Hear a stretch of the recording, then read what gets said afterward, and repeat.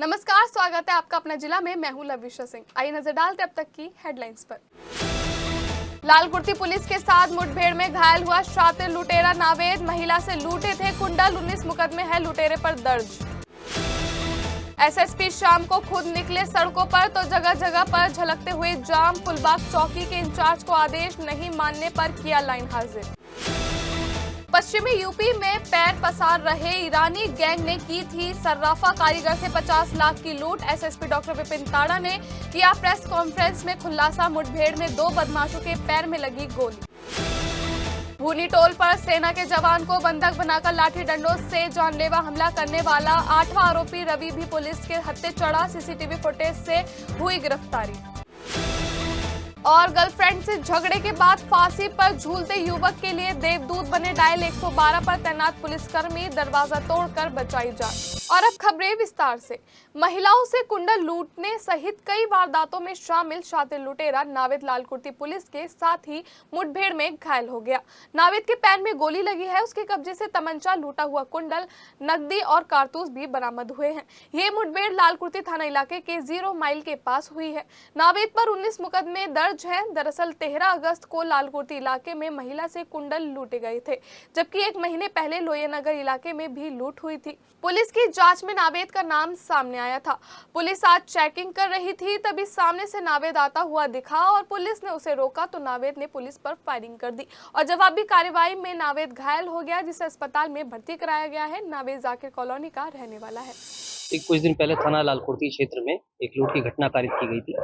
इस घटना के अनावरण के लिए थाना लालकुर्ती की पुलिस की 2 टीमें लगाई गई थी। इसमें मुखबिर खास एवं सीसीटीवी कैमरा के माध्यम से, इलेक्ट्रॉनिक सर्विलेंस के माध्यम से इसकी पहचान नवेद के रूप में हुई थी। आज जिस स्कूटी से लूट करता था उस स्कूटी हमने इसके घर से बरामद की थी। इसकी लगातार तलाश जारी थी। आज अभी कुछ देर पहले मुखबिर खास से सूचना मिली थी कि ये आपका 0 माइल है, वहाँ पर ये वीर जी चाप वाले है, वहाँ के उसके पास देखा गया है। सूचना मिलते ही पुलिस द्वारा मौके पर पहुंच के इस इलाके की घेराबंदी की गई। अपने आप को गिरता देख इसने पुलिस पर फायरिंग कर भागने का प्रयास किया है, जिसकी जवाबी कार्रवाई में इसके पैर पे गोली लगी है। इसे उपचार हेतु अस्पताल में एडमिट कराया गया है। इसका नाम नवेद उर्फ बबलू है।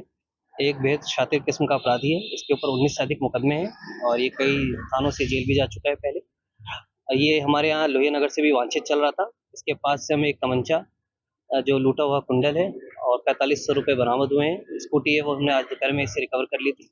अब इसे फिलहाल हॉस्पिटल में एडमिट कराया गया तथा आवश्यक विधि कार्रवाई की जा रही है। शाम के समय शहर की सड़कों पर जागरूक दर्शकों की मदद से लगातार खबरें चलाता रहता है, लेकिन बुधवार शाम से लेकर रात तक जब खुद एसएसपी डॉक्टर विपिन ताड़ा शहर की सड़कों पर निकले तो नौचंदी थाना इलाके के फुलबाग में झलकते हुए जाम को देखकर वह हैरान हो गए। हद तो तब हो गई जब चौकी इंचार्ज ही मौके पर नहीं मिले, जिसको देखकर एसएसपी का पारा हाई हो गया। ऑपरेशन नाकाबंदी के तहत लगातार कई पॉइंट्स पर चेकिंग अभियान और चालान तेजी में है, तो वहीं सार्वजनिक स्थानों पर शराब पीने वालों के खिलाफ भी अभियान चलाया जा रहा है। बावजूद इसके पुलिस अपनी ड्यूटी ठीक तरीके से नहीं निभा रही है। एसएसपी ने नौचंदी थाना क्षेत्र के फुलबाग कॉलोनी में चौकी इंचार्ज को जब ड्यूटी पर नहीं पाया तो तुरंत ही एक्शन लेते हुए सस्पेंड कर दिया गया। सस्पेंड हुए चौकी इंचार्ज का नाम मुकुल चौधरी है। एसएसपी ने बच्चा पार्क से लेकर हापुड़ अड्डे, सौराब गेट, नई सड़क, कुटी चौराहा आदि इलाकों में चेकिंग की, जहां पर फुलबाग कॉलोनी के पास सार्वजनिक स्थल पर कुछ लोग जाम झलकते हुए मिले, जिसके बाद एसएसपी ने यह कार्रवाई की। हालांकि शराब पी रहे लोगों को कड़ी फटकार लगाते हुए वहां से भगा दिया। एसएसपी ने सभी थाना पुलिस और सीओ को सार्वजनिक स्थानों पर शराब पी रहे लोगों के खिलाफ कार्रवाई करने के आदेश दिए हैं। सर्राफा कारीगर से 50 लाख रुपए के जेवरात की लूट की वारदात को अंजाम ईरानी गैंग के सदस्यों ने दिया था। ये खुलासा एसएसपी डॉक्टर विपिन ताड़ा ने प्रेस कॉन्फ्रेंस में किया। एसएसपी ने बताया, पकड़ा गया गैंग बेहद शातिर है, जो रेलवे स्टेशन और बस स्टैंड पर अपना शिकार तलाशते हैं और उसके खुद को पुलिसकर्मी बताकर चेकिंग के नाम पर लूट की वारदात को अंजाम देकर फरार हो जाते थे। पकड़े गए बदमाश कितने शातिर हैं, इसका अंदाजा इस बात से लगा लीजिए, जो लूट की वारदात को अंजाम देने के बाद पुलिस को चकमा देने के लिए रास्ते में अपने कपड़े बदल लिया करते थे और वाहनों को भी चेंज कर लिया करते हैं, जिससे पुलिस को चकमा दे सके। लेकिन लुटेरों के यह मालूम नहीं था कि खाकी के हाथ बहुत लंबे हैं। जी हां, 12 तारीख सौराब गेट बस स्टैंड के पास सर्राफा कारीगर दिलावर हुसैन से पकड़े गए ईरानी गैंग के सदस्यों ने 50 लाख रुपए के जेवरात की लूट की वारदात को अंजाम दिया था। बुधवार तड़के पुलिस के ईरानी गैंग के सदस्यों से जागृति विहार एक्सटेंशन पर मुठभेड़ हो गई, जिसमें 2 लुटेरे विश्वजीत सिंह और मोहम्मद फिरोज के पैर में गोली लगने से घायल हो गए। पुलिस ने दोनों लुटेरों सहित दुर्गेश नाम के व्यक्ति को गिरफ्तार किया है, जो लूटी गई सोने चांदी के जेवरात को बिकवाने का काम करता था। पुलिस ने पकड़े गए तीनों आरोपियों के पास लूट का 100% माल और 50,000 की नकदी सहित 2 तमंचे और वारदात में इस्तेमाल की गई 2 बाइक बरामद कर ली है। इस पूरे खुलासे पर हमारे क्राइम हेड सिद्धार्थ गुप्ता ने एसएसपी डॉक्टर विपिन ताड़ा से विस्तार से बात की।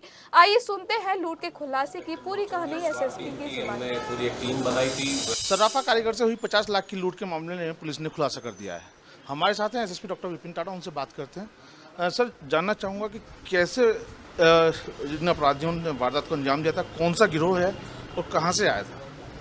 जी, इसमें ये घटना के बाद से ही एसपी सिटी साहब आयुष और एसपी क्राइम अवनीश जी के नेतृत्व में टीमें बनी थी, जिसमें कि CO civil line Abhishek ji ने इसका लीड लिया था और लगातार team CCTV camera, electronic surveillance और मैनुअल मुखबिरी के जरिए इस गैंग का अनावरण करने का प्रयास कर रही थी। इसी दौरान पुलिस को जानकारी हुई कि ये गैंग जो है ये देहरादून से ऑपरेट कर रहा है और इनके कुछ सदस्यों की जानकारी पुलिस के सामने आई। साथ ही आज रात्रि में ये जानकारी आई कि ये लोग यहाँ पर इकट्ठा होकर और सुबह सराफा मार्केट खुलते ही यहाँ गहने बेचने का प्रयास करेंगे। इस पर पुलिस द्वारा इनके ऊपर छापेमारी की गई, जिसमें इन्होंने पुलिस पार्टी को फायर किया। जवाबी कार्रवाई में 2 अभियुक्त हैं, विश्वजीत और मोहम्मद फिरोज, जिनको कि पुलिस की गोली लगने से घायल हुए हैं, और साथ ही में इनके एक साथी सुनार हैं, वो भी पुलिस ने गिरफ्तार किए हैं। तो इनसे पूछताछ में ये जानकारी हुई कि ये गैंग काफ़ी समय से देहरादून से ऑपरेट कर रहा है और इनके द्वारा ये घटना कारित की गई थी। इसमें करीब इनके 6 साथी होते हैं, जो कि अलग अलग घटनाओं में अलग अलग लोग जाते हैं, और इन सब के नाम पुलिस के पास आ गए हैं, जिनमें कि 3 गिरफ्तार हुए हैं। शेष जो अभियुक्त फरार हैं उनकी भी शीघ्र ही गिरफ्तारी की जाएगी। सर, कौन सा गैंग है ये, कहाँ के रहने वाले हैं?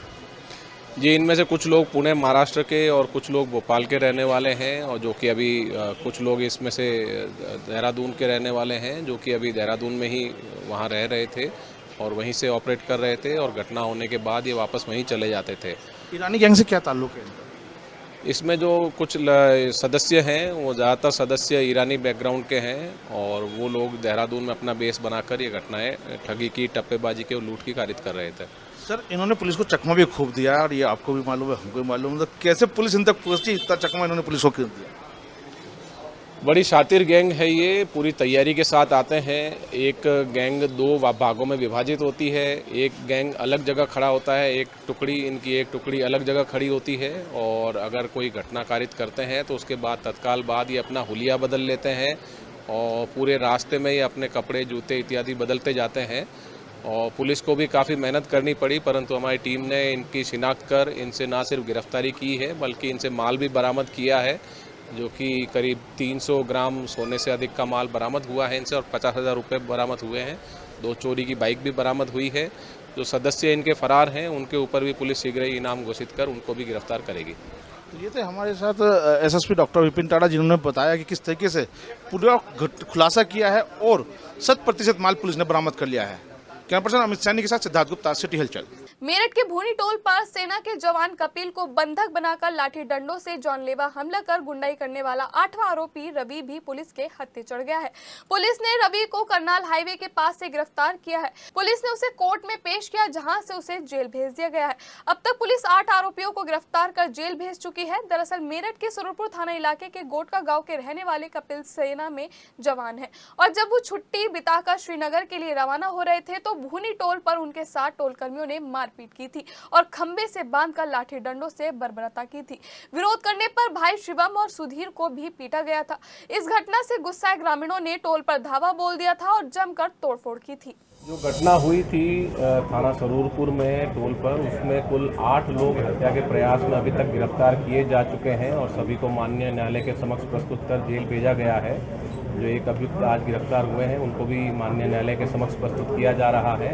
साथ ही साथ इसमें अन्य जो भी सीसीटीवी फुटेज और वीडियो फुटेज पुलिस के सामने आए हैं उनकी जांच पड़ताल कर जो भी सामने आ रहे हैं उनके खिलाफ कार्रवाई की जा रही है। वहीं मेरठ करनाल हाईवे पर भूनी टोल प्लाजा पर सेना के जवान की पिटाई का मामला गहरा गया है। रविवार रात टोल कर्मियों द्वारा फौजी से मारपीट पर NHAI ने टोल कंपनी का ठेका निरस्त कर दिया है और 1 साल के लिए उस पर प्रतिबंध भी लगा दिया है। गर्लफ्रेंड से झगड़े के बाद फांसी के फंदे पर झूलते युवक के लिए डायल 112 पर तैनात पुलिसकर्मी देवदूत बन गए। पुलिसकर्मी सिद्धांत तोमर ने दरवाजा तोड़कर फांसी के फंदे पर झूल रहे युवक विशाल को नीचे उतारा और सीपीआर देकर उसकी जान बचाई। जरा सी भी देर हो जाती तो विशाल की जान जा सकती थी। मौके पर मौजूद भीड़ पुलिसकर्मियों को दुआ और शाबाशी देते नजर आ रही थी। घायल युवक को अस्पताल में भर्ती कराया गया, जहां उसकी जिंदगी खतरे से बाहर है। दरअसल गंगानगर थाना इलाके के कसेरू बक्सर के रहने वाले विशाल का फोन पर अपनी गर्लफ्रेंड से झगड़ा हो गया था। विशाल तेज तेज चिल्लाने लगा। कुछ ही देर बाद उसने कमरे का दरवाजा बंद कर दिया। परिजनों ने खूब दरवाजा खटखटाया, लेकिन विशाल ने दरवाजा नहीं खोला। परिजनों ने पुलिस को फोन कर दिया। डायल 112 तैनात सिपाही सिद्धांत तोमर मौके पर पहुंचे। दरवाजा न खुलने पर तोड़ दिया और कमरे के अंदर गए तो विशाल फांसी के फंदे पर झूल रहा था। तुरंत उसे खाट पर लिटाया गया और फिर सीपीआर देकर उसकी जान बचाई गई। क्या सेंट्रल मार्केट के ध्वस्तीकरण की कार्यवाही का काउंटडाउन शुरू हो गया है? क्या आवास एवं विकास परिषद ने ध्वस्तीकरण की पूरी तैयारी कर ली है? क्या बुलडोजर को चलाने के डीएम के आदेश का इंतजार हो रहा है? इन सभी सवालों के बीच सेंट्रल मार्केट के व्यापारी दहशत में है। आवास विकास के मैट कर्मचारी और अधिकारी काजीपुर, चाणक्यपुरी, जागृति विहार के अवैध निर्माण को वैध बनाने में लगे हुए हैं और सेंट्रल मार्केट को लेकर कार्यवाही करने के मूड में है। ये सवाल व्यापारी और आमजन पूछ रहे हैं। करोड़ों रुपए के प्रतिष्ठानों को जमींदोज करने की तैयारियां सूत्रों के अनुसार शुरू हो गई हैं और इस प्रकरण से सभी को सबक लेना चाहिए जो सरकारी संरक्षण में अवैध निर्माण करवा लेते हैं और फिर कार्यवाही अकेले ही भुगतते हैं। बता दें कि सेंट्रल मार्केट के अलावा सरकारी सड़कों पर भी अवैध निर्माण हो रहा है, लेकिन ना तो लोकल प्रशासन और ना ही आवास विकास इस मामले में संज्ञान ले रहा है। तो फिर सेंट्रल मार्केट ही कार्यवाही की जद में क्यों आए? ये सब सवाल जनता पूछ रही है। श्री वामन भगवान मंदिर सदरगंज बाजार से 66वीं पारंपरिक श्री कृष्ण जन्मोत्सव शोभा यात्रा धूमधाम से निकाली गई। शोभा यात्रा में 18 भव्य झांकियां, बैंड, नफरी, ताशे और अखाड़े शामिल रहे। शोभा यात्रा गंज बाजार से शुरू होकर सदर दाल मंडी, बेकर्स स्ट्रीट, सदर थाना, सराफा बाजार, सदर चौक बाजार, बॉम्बे बाजार, तैली मोहल्ला और कबाड़ी बाजार होते हुए मंदिर पर आकर संपन्न हुई। इस दौरान श्रद्धालुओं ने जगह जगह पुष्प वर्षा, शरबत वितरण कर शोभा यात्रा का स्वागत किया। मथुरा की सुप्रसिद्ध नफरी राया की भी प्रस्तुति बाके बिहारी कजरारे मोटे तेरे नैन ने माहौल को भक्तिमय बना दिया। इस वर्ष पहली बार बाबा महाकाल का भव्य डोला भी झांकी के रूप में शामिल हुआ। श्री वामन भगवान रथ पर सवार होकर भक्तों को दर्शन देने के लिए निकले। शोभा यात्रा में विशिष्ट अतिथि विधायक अमित अग्रवाल, पूर्व विधायक सत्य प्रकाश अग्रवाल, भाजपा महानगर अध्यक्ष विवेक रस्तोगी, पश्चिमी उत्तर प्रदेश भाजपा कोषाध्यक्ष विजेंद्र अग्रवाल ने भगवान का आशीर्वाद दिया। शोभा यात्रा का संचालन सनातन धर्म युवक सभा सदर के तत्वाधान में हुआ। थाना सदर बाजार के पीछे भगवान जगन्नाथ स्वामी मंदिर में बुधवार को श्री कृष्ण जन्माष्टमी के पावन अवसर पर ट्रस्ट द्वारा मंदिर में विशेष पूजा अर्चना एवं भजन कीर्तन का आयोजन किया गया। इस अवसर पर कैंट विधायक अमित अग्रवाल और कांग्रेस महानगर अध्यक्ष रंजन शर्मा ने विशेष रूप से उपस्थित होकर भगवान जगन्नाथ की आरती कर आशीर्वाद प्राप्त किया। संपूर्ण ब्राह्मण समाज ने भी इस आयोजन को गरिमा प्रदान की और भक्ति भाव से पूजा अर्चना की। इस दौरान भगवान को कड़ी चावल एवं मीठे चावल का भोग अर्पित किया गया, जिसके बाद वहां उपस्थित भक्तजनों ने प्रसाद स्वरूप इनका आनंद लिया। इस धार्मिक अवसर पर भक्तिमय वातावरण में सभी श्रद्धालुओं ने कृष्ण जन्माष्टमी का उत्सव उल्लास पूर्वक मनाया। इस पूरे आयोजन का संचालन व्यवस्था श्री भगवान जगन्नाथ स्वामी जी मंदिर समिति ट्रस्ट द्वारा की गई।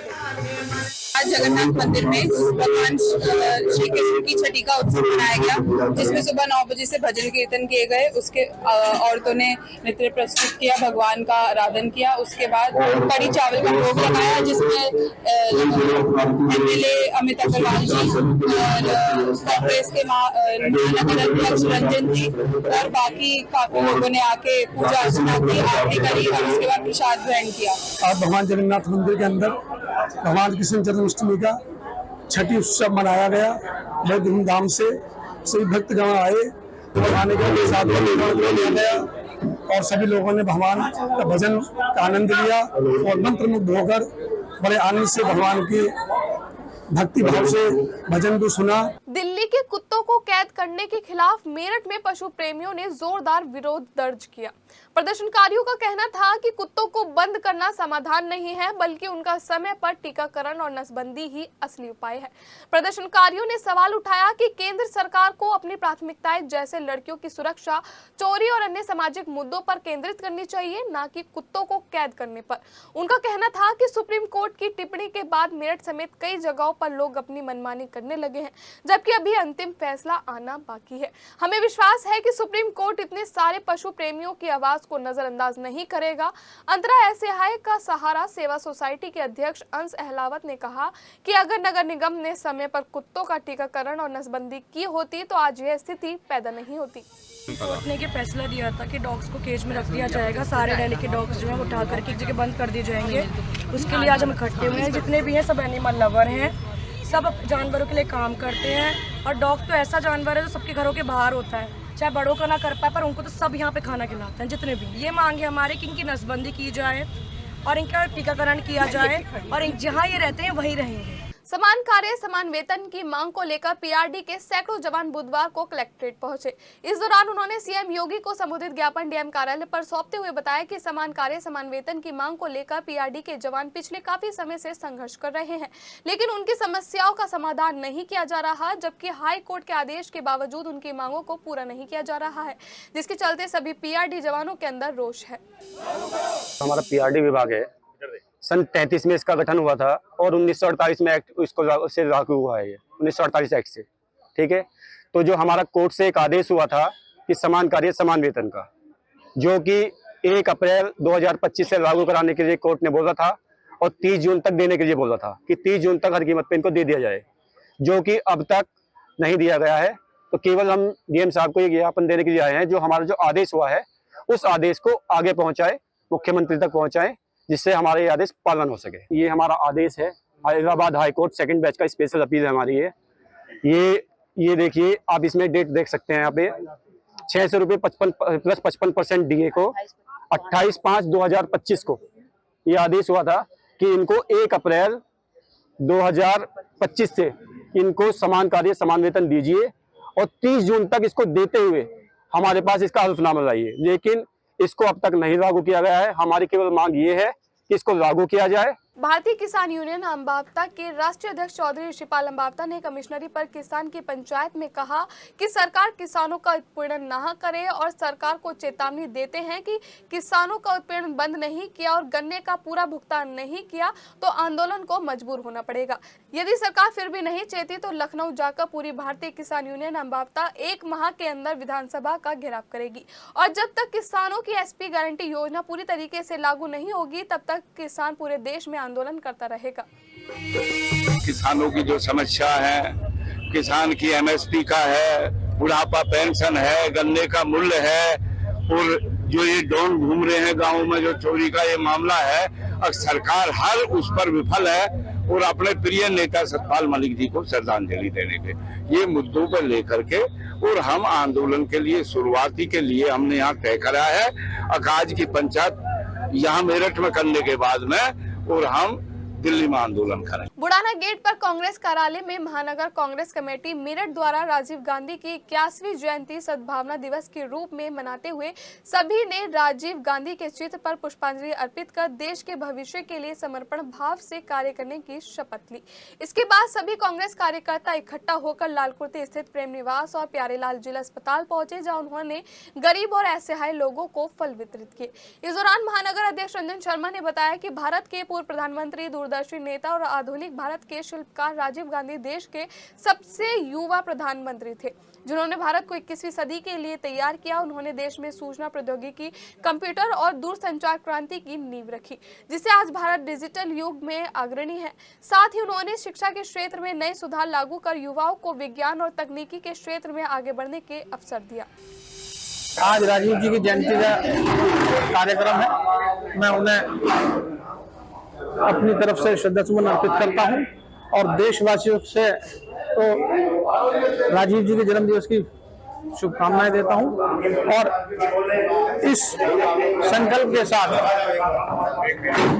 जब तक हम राहुल गांधी जी को प्रधानमंत्री नहीं बनाएंगे जब तक पूरी कांग्रेस पार्टी शहर सड़क पर रहेगी, इस संकल्प के साथ हम आज ये संकल्प लेते हैं। उधर भारत रत्न पूर्व प्रधानमंत्री स्वर्गीय राजीव गांधी की जयंती के मौके पर मेरठ जिला कांग्रेस कमेटी के अध्यक्ष गौरव भाटी के नेतृत्व में जिला कांग्रेस कमेटी के कार्यकर्ताओं द्वारा लाला लाजपत राय मेडिकल कॉलेज में रक्तदान शिविर का आयोजन किया गया, जिसमें जिला कांग्रेस कमेटी के कार्यकर्ताओं द्वारा बड़ी संख्या में रक्तदान किया गया, जो प्रभारी अधिकारी डॉक्टर सिद्धार्थ गर्ग और लैब टेक्नीशियन राहुल सिंह की देखरेख में कराया गया। इस दौरान जिला अध्यक्ष गौरव भाटी ने कहा कि भारत में कंप्यूटर और संचार क्रांति का श्रेय राजीव गांधी को ही जाता है, क्योंकि उनका यह मानना था कि देश की युवा पीढ़ी को आगे ले जाना है तो उसके लिए कंप्यूटर और विज्ञान की शिक्षा जरूरी है। प्रधानमंत्री के रूप में उन्होंने विज्ञान और टेक्नोलॉजी के लिए सरकारी बजट को बढ़ाया। कंप्यूटर की कीमतें घटाने के लिए राजीव गांधी ने अहम फैसला लिया। रक्तदान करने वालों में मुख्य रूप से जिलाध्यक्ष गौरव भाटी, सैयद अमीर रजा, शिवा सैनी, विजय त्यागी, जितेंद्र सिंह, अरुण कौशिक, विजय चिकारा आदि मौजूद रहे। प्रधानमंत्री आवास योजना में डूडा और नगर निगम द्वारा गरीबों के मकानों के साथ खिलवाड़ करने का आरोप लगाते हुए बुधवार को दर्जनों शिव सैनिकों ने कलेक्ट्रेट पर प्रदर्शन किया। इस दौरान यूपी प्रभारी धर्मेंद्र तोमर ने आरोप लगाते हुए बताया कि मेरठ में नगर विकास अभिकरण डूडा और नगर निगम के भ्रष्ट अधिकारियों और कर्मचारियों के कारण आज तक भी गरीबों को प्रधानमंत्री आवास योजना के अंतर्गत आवास उपलब्ध नहीं कराए जा सके हैं, जबकि 13 दिसंबर 2016 में आखिरी बार प्रधानमंत्री आवास योजना के अंतर्गत डूडा कार्यालय द्वारा गरीबों को मुफ्त आवास देने के लिए डाबका दायमपुर में 576 मकानों का निर्माण कराया गया था, जिसमें से केवल 80 मकानों का ही आवंटन किया गया, जबकि अन्य मकान आज भी जर्जर हालत में हैं, जिनकी खिड़की और दरवाजों चोर चुरा कर ले जा चुके हैं। इसी तरह से लोहिया नगर स्थित कांशीराम में मकान निरस्त कर दिए गए, जिनका आज तक भी आवंटन होना बाकी है। कि प्रधानमंत्री आवास योजना के अंतर्गत गरीबों को अभी तक भी आवास उपलब्ध नहीं कराए गए। 2016 में अंतिम बार आवंटन लिस्ट डूडा कार्यालय और नगर निगम द्वारा जारी की गई थी, लेकिन 2016 में जितने मकान बनाए गए, जैसे कि दायमपुर स्थित जगह में काशीराम जगह में अब गरीबों के लिए आवास बनाए गए थे, 800 के लगभग से ऊपर थे, लेकिन दिए गए 1% लोगों को। इसी तरीके से काशीराम आवास में भी यही स्थिति हुई, शताब्दी नगर में भी जो काशीराम योजना है उसके अंतर्गत भी स्थिति यही हुई। लगातार प्रशासन डूडा और नगर निगम गरीबों के साथ खिलवाड़ करते रहे, गरीबों के द्वारा पैसे भ्रष्टाचार के उन्हें दिए नहीं गए, इसलिए उन्होंने आवास उपलब्ध नहीं कराए। उत्तराखंड में चल रही विधानसभा सत्र में सभी कांग्रेस विधायकों को सस्पेंड करने की मांग को लेकर भाजपा कार्यकर्ताओं ने कलेक्ट्रेट पर प्रदर्शन किया। इस दौरान भाजपा नेता अंकित चौधरी ने बताया कि जिस तरह विधानसभा में मुद्दों की चर्चा होनी चाहिए वह चर्चा नहीं हो पा रही है, जबकि विपक्ष कांग्रेस पार्टी ने जिस तरह कानून व्यवस्था की धज्जियां उड़ाई है वह पूरा देश देख रहा है। उन्होंने कहा कि पंचायत चुनाव में भाजपा को भारी जीत मिली है। जिस तरह से जनता ने पंचायत चुनाव, लोकसभा चुनाव, विधानसभा चुनाव, नगर निकाय चुनाव सभी क्षेत्रों के विकास की जिम्मेदारी भाजपा को सौंपी है, उससे विपक्ष का निराश होना स्वाभाविक है। उन्होंने कहा कि जनता देख रही है कि देश और प्रदेश में कांग्रेस पार्टी की यह परंपरा बन गई, जहां भी वह हारते हैं वहां ईवीएम कभी चुनाव आयोग, प्रशासन और सरकार को दोष देते हैं। इसलिए सभी भाजपा कार्यकर्ता यह मांग करते हैं कि विधानसभा में पूरे सत्र के लिए कांग्रेस पार्टी के विधायकों को सस्पेंड कर देना चाहिए। जो विधान आज हम सब लोग भारतीय जनता पार्टी के लोग उत्तराखंड में जिस तरह कांग्रेस सरकार के विधायकों द्वारा जिस तरह विधानसभा में अराजकता फैलाई गई है, जिस तरह सचिव की फाइलें फाड़ी गई है, टेबल फेंकी गई है, कांग्रेस केवल उत्तराखंड ही नहीं पूरे देश में केवल हाशिए पर है। हमारा मुद्दा भारतीय जनता पार्टी चाहती है कि वहाँ विकास पे मुद्दा हो, विकास पे चर्चा हो, वहाँ उत्तराखंड के वासियों की किस तरह उनका विकास हो सके उस पर मुद्दे पर चर्चा हो। लेकिन क्योंकि वहाँ पूरे उत्तराखंड में, चाहे वो पूरे भारत में लोकसभा चुनाव हो, चाहे वो विधानसभा चुनाव हो, चाहे वो नगर निकाय चुनाव हो, चाहे वो पंचायत चुनाव हो, जिस तरह देश की जनता ने भारतीय जनता पार्टी को अपना समर्थन दिया है। सोशल मीडिया पर एक वीडियो वायरल हो रहा है जिसमें कुछ दबंग दंपति के साथ बुरी तरीके से मारपीट करते हुए नजर आ रहे हैं। बुधवार को पीड़ित पक्ष के लोग कंगरखेड़ा थाने पहुंचे और कार्यवाही की मांग की। पीड़ित रशीदा ने आरोप लगाते हुए बताया कि पड़ोस में रहने वाले अब्दुल सलमा, जुनैद, फैजल और शाहजाद के साथ उनका किसी बात को लेकर विवाद हो गया था। आरोप है कि इस विवाद के बाद यह सभी लोग उसके घर में पहुंचे और हमला बोल दिया, जिसमें उसके पति आबिद और 4 साल की बेटी जायरा के साथ 3 साल के बेटे जैद को काफी चोटें आई हैं। अपने जिला में फिलहाल इतना ही, हमें दीजिए इजाजत, नमस्कार।